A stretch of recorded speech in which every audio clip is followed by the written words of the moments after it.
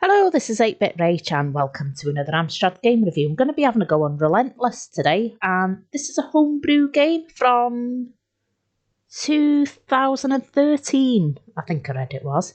Correct me if I'm wrong. Well, I was put onto this game by Retrobait. I saw it on his channel and I thought, oh, that looks a bloody good game. And he was kind of, give it a go. He loved it, and it really is a good game. So this is a Psytronik game, and there is a physical copy available, but I think they're sold out. I hope they do more, because I would actually like to get my hands on a physical copy of this. So you saw a bit of a preamble there. I was too busy talking, so I missed it. So far so good. Lovely start screen, some great music. Prepare for contact. So you've got a few options coming up here. Difficulty low, medium, high. We'll keep it on medium. Control, joystick, keys, cursor. I want to use keys. Now, I was pressing the actual F6 key and wondering why it didn't work. I've got about 400 save states of this screen. Because I'm a dickhead. It's actually the numerical keypad, if you're, in case you're a dickhead like me and need telling. So, on with the game.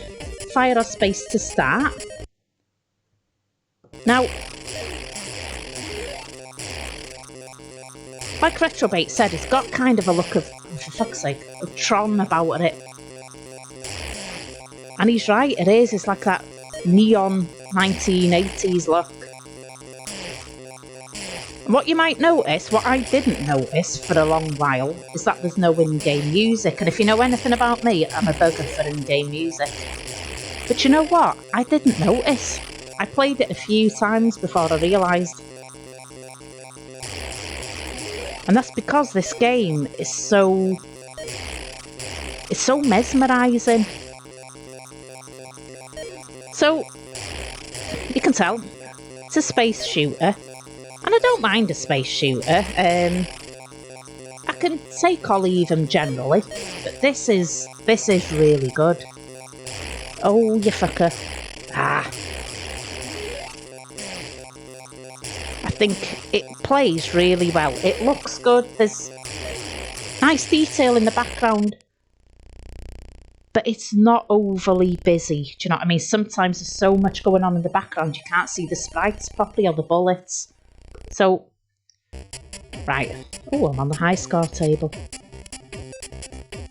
So let's change the difficulty now to low.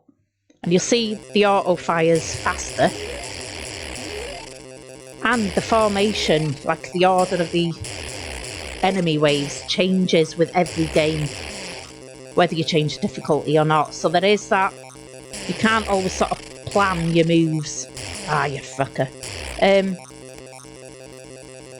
So anyway, before I got killed, I was on about, the look of the game and everything. So yeah, there's nice detail, but without it being too busy.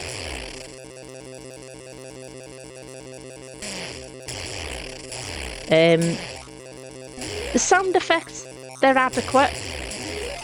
They do the job. And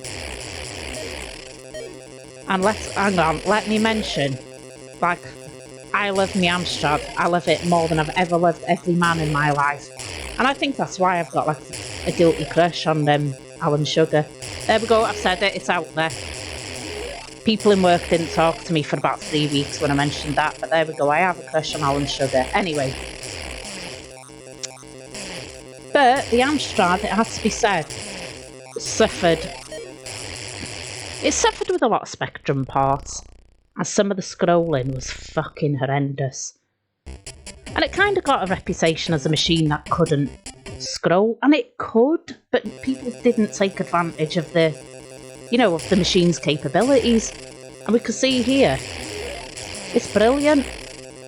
Smooth scrolling. Oh, bugger. And it's not a Spectrum port. And it's a shame that people didn't take advantage of the machine's capabilities back in the day. And don't get me wrong, you know, I always say we go on about things like spectrum port and bad scrolling. A lot of that we didn't notice when we were kids. If you liked the game, you liked it. I didn't have a Spectrum, so I couldn't compare the speed of the game or whatever, or the scrolling, or, you know, I couldn't compare it. It's only, obviously now I have access to all these games and different systems that I think, well, yeah, it is faster on the Spectrum. But anyway. But when I think of, like, all the games that could have been programmed for the Amstrad, look what it's capable of. So, I'm not massively into the homebrew scene. I don't mean I'm not a fan of the homebrew scene. I mean that in terms of I'm not massively familiar with it. And I need to get into it more because there are some bloody good games for it. Let me just take a minute to plug Psycho's Nightmare, a very recent homebrew game. In fact, so recent it was released this month. Available on Amstrad. That's a lovely little platformer, but again, it just goes to show what the Amstrad's capable of. So anyway, back to this game. It's mesmerising, do you know what I mean? It's one of them games.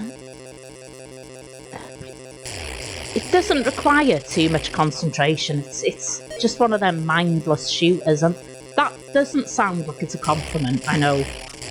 But what I mean by that is you can just push the spacebar and blast the bollocks off everything. Do you know what I mean?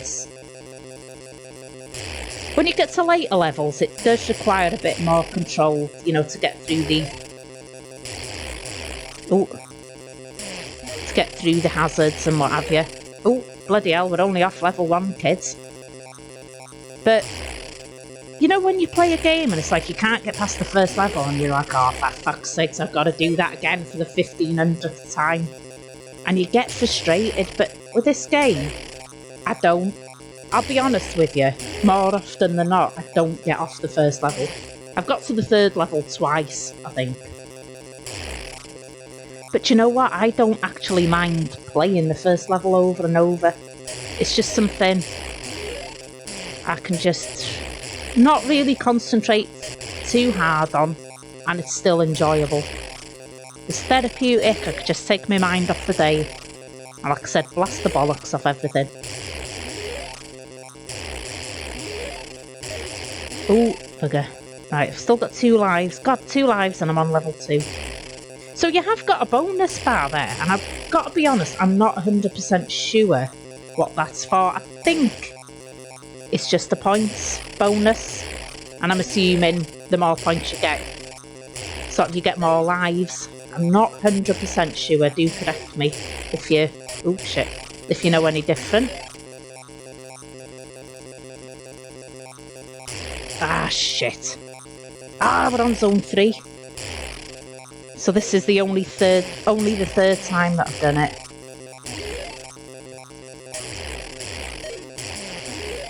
And like each level, it's got that same sort of style to it.